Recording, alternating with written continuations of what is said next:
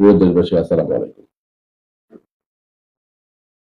১২ তারিখে যে নির্বাচন হচ্ছে, সেই নির্বাচন সম্পর্কে দুটি কথা বলার জন্য আজকে আবারও আপনাদের সামনে এই ভিডিও বার্তাটুকু দেওয়ার চেষ্টা করছি।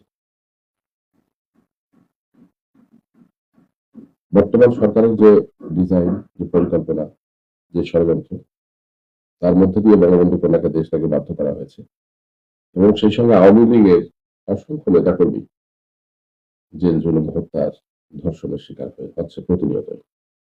দোকানপাট, ঘরবাড়ি থেকে শুরু করে সবকিছু কেড়ে নেওয়া হয়েছে। আমার ব্যক্তিগত অভিজ্ঞতা থেকে শুধু এটুকু বলতে পারি, আমি কখনো প্রতিহিংসার রাজনীতি করিনি। তারপরেও আমার পরিজন, পরিবার, আত্মীয়স্বজন সবাই আমার কাছ থেকে বিচ্ছিন্ন হয়ে গেছে।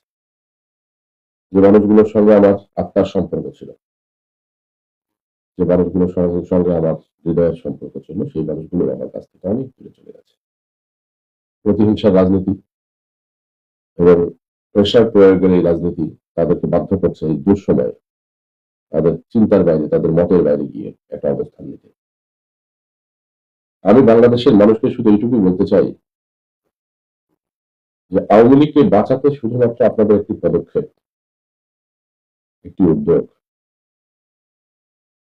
একটা রাজনৈতিক দলকে শুধু রক্ষা করা নয়। আওয়ামী লীগ বেঁচে থাকলে বাংলাদেশের স্বাধীনতা, সার্বভৌম, বাংলাদেশের মানুষের নিরাপত্তাটুকু বেঁচে থাকে। আওয়ামী লীগ বাঁচা মানে শুধুমাত্র একজন শেখ হাসিনা বেঁচে থাকা নয়, শেখ হাসিনার এমপি মন্ত্রী বেঁচে থাকা নয়। আওয়ামী লীগ বেঁচে থাকলে বাংলাদেশের টেকনাফ থেকে তেঁতুলিয়া পর্যন্ত একটা মানুষ নির্বিঘ্নে রাত দিন যেকোনো সময় যাতায়াত করতে পারে।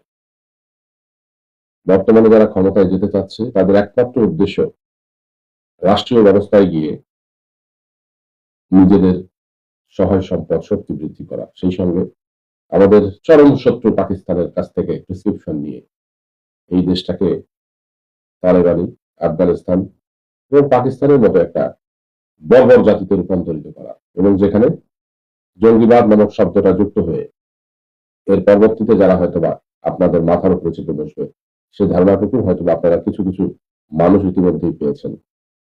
কিন্তু আপনাদের ধারণার থেকে অনেক দূর বেশি আমাদের স্বাধীনতা হারিয়ে যাবে, সার্বভৌম হারিয়ে যাবে। কি করে বাংলাদেশের মানুষ পাকিস্তানের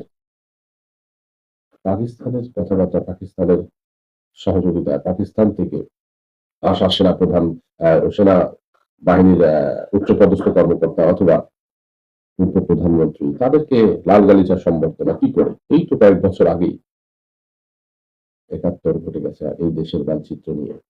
সব ভুলে গেলেন। ওরা আমাদের মা বোনের যেভাবে ধর্ষণ করেছে, হত্যা করেছে সব ভুলে গেলেন। এখনো যে দেশটিতে শুক্রবার জুমার পবিত্র, মুসলিমদের পবিত্র একটা দিন, অনেকেই বলে থাকে যে গরিবের এটা হজের দিন। প্রত্যেকটা জুমার দিনে কোনো না কোনো মসজিদে বোমা ব্লাস্ট করে অসংখ্য মানুষ নির্বিচারে তারা হত্যা করে। সেই দেশের মানুষের কাছ থেকে আমরা কি আশা করতে পারি, যেখানে বাংলাদেশের উন্নয়ন দেখে টক শোতে এসে পাকিস্তানের যারা বিভিন্ন পর্যায়ের মানুষ আছেন তারা হায় হায় করতেন এবং বলতেন সরকারকে যে খুদা কা ওয়াস্তে হামকো বাংলাদেশ বানা দো। সেই বাঙালি জাতি অল্প টাকায় ইলিশ মাছ খেতে চেয়েছিলেন, অল্প টাকায় সবকিছু পেতে চেয়েছিলেন, তাই না? উপযুক্ত সবকিছু ছিল, সহায় সম্পদ, সম্মান সবকিছু ছিল। আপনারা কি দেখেছেন আপনাদের পাসপোর্টের স্ট্যাটাস কোথায় গেছে? কোন কোন দেশের তলানিতে চলে গেছে? বাঙালি হিসেবে পরিচয় দিতে এখন কতটা লজ্জাবোধ হয়। এখনো সময় আছে, এখনো সময় আছে। আওয়ামী লীগের একার দায়িত্ব এই বাংলাদেশকে রক্ষা করা নয়। এখন বাংলাদেশকে রক্ষা করা এই বাংলাদেশের প্রত্যেকটা পরিবারের। কারণ এই দেশে বসবাস করতে গেলে প্রথম যেটা দরকার সেটা হলো আমাদের নিরাপত্তা, যেটা আমাদের হারিয়ে গেছে। একজন মানুষ আমাদের দেশে না থাকার কারণে বাংলাদেশের এই ১৬-১৮ কোটি মানুষের দেশ আজকে নিরাপত্তাহীনতায় ভুগছে। আওয়ামী লীগ, বিএনপি, জামায়াত এখানে কেউ রেহাই পাচ্ছে না। ডাকাতি যখন হয় রাতের অন্ধকারে পথের মধ্যে, তখন কিন্তু কোনো দল থাকে না। আপনারা ক্ষমতায় যাবেন বলে আপনার কাছ থেকে কোনো কিছু লুট করা হয় না, এমনটা কিন্তু নয়। সবাই কিন্তু ক্ষতিগ্রস্ত হচ্ছে। বিএনপির লোকের বাড়িতে আগুন দেয়া হচ্ছে, ছোট্ট শিশু ধর্ষণ করা হচ্ছে।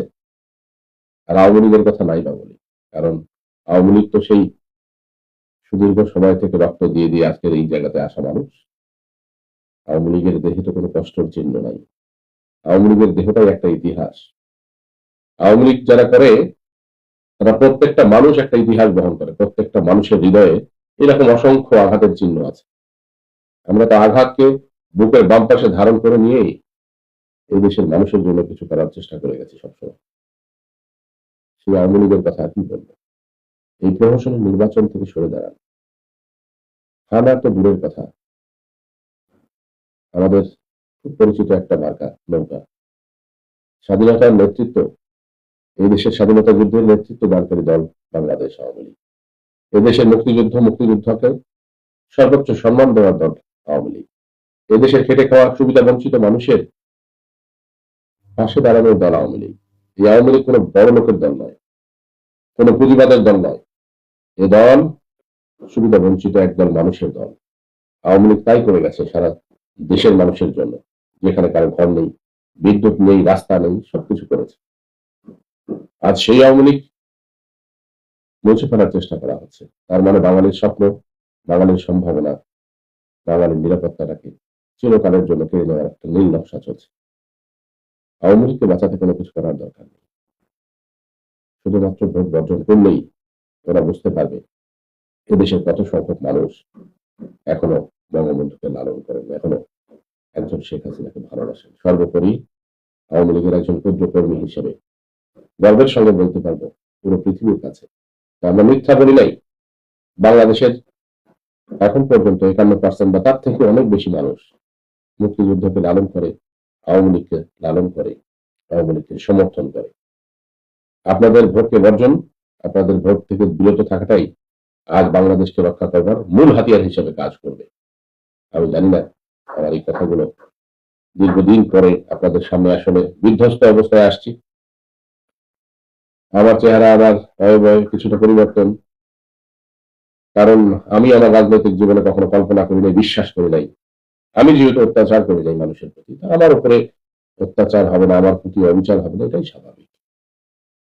আমরা দিনাজপুরের মানুষ, যাদেরকে সুদীর্ঘ সময় বুকে আগলে রেখেছিলাম, সেই মানুষগুলো চরম কষ্ট দিয়েছে। আমি রাজনৈতিক ব্যক্তি, আমি একটা দায়িত্ব পালন করেছি, আমি সংসদ সদস্য ছিলাম।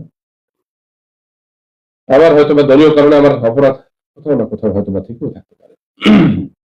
আমার সাধারণ নেতা কর্মী কি করেছে?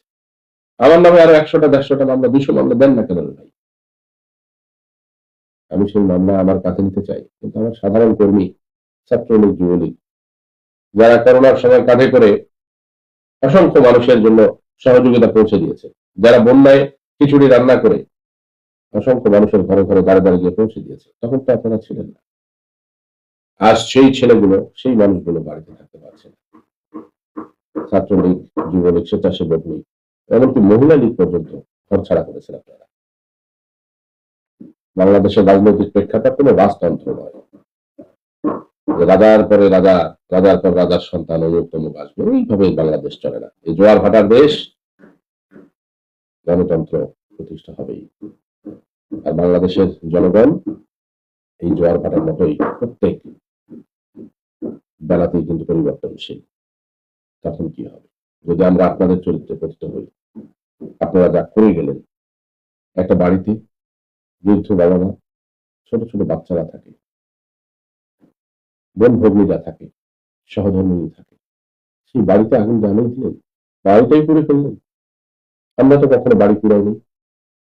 একটা দোকানের মধ্যে একটা পরিবারের রুটি রুজি, একটা পরিবার চলে, সেটা ভেঙে চুরে তছনছ করে আগুন ধরিয়ে দিয়ে কেড়ে নিলেন সবকিছু। ধানের জমি, বাগান, গাছপালা সব কেটে নিলেন, কেড়ে নিলেন। রাখতে পারবেন? রাখতে পারবেন? রাখতে পারবেন। কারণ অন্যায় করে টিকে থাকা যায় না। সব থেকে ভয়ঙ্কর বিচার আল্লাহর বিচার।